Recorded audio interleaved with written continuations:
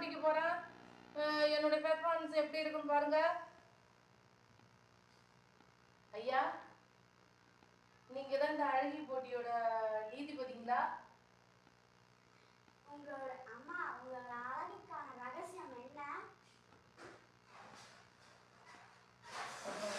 நான் ஆரஞ்சு பழம் வாங்கி சாப்பிடலான்னு பார்த்தேன், அது எனக்கு பிடிக்காது. ஆப்பிள் பழம் வாங்கி சாப்பிடலான்னு பார்த்தேன், அதுவும் ரொம்ப அழகா போயிட்டேனே, ஓவரா போயிட்டேனா சரியா வராது. அதனால எங்க வீட்டில் கலர் கோலமா வாங்கி வச்சிருந்த கோலம் போடுவோன்னு, நேற்று மழை பெஞ்சதுனால அந்த போட்ட காசு வீணா போயிடக்கூடாதுன்னு அதை எடுத்து குழைச்சி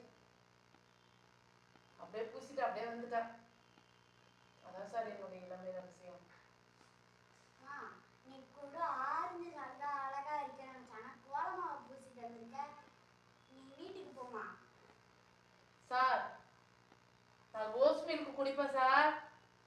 நான் ரோஸ் எசன்ஸை போட்டு பூசிட்டு வர ரோஜாப்பு மாரி இருப்பேன் சார்.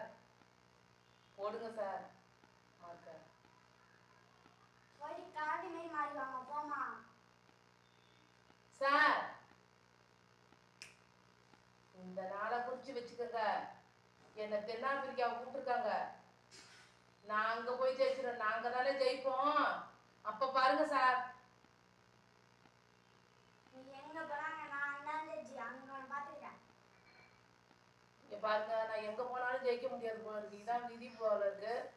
சரி, நான் எங்கேயுமே போல. எனக்கு அழகு தேவை கிடையாது. நல்ல நண்பர்கள், நல்ல மனசு, இது மட்டும் போதும். நான் வீட்டுக்கு போறேன். எனக்கு தவறாம ஒரு லைக் போட்டுருங்க. गाइस இந்த வீடியோ பார்க்கணும்னா லைக் பண்ணுங்க, ஷேர் பண்ணுங்க. உங்களுக்கு பிடிச்சிருந்தா உங்க ஃப்ரெண்ட்ஸ்க்கு ஷேர் பண்ணி விடுங்க. By guys.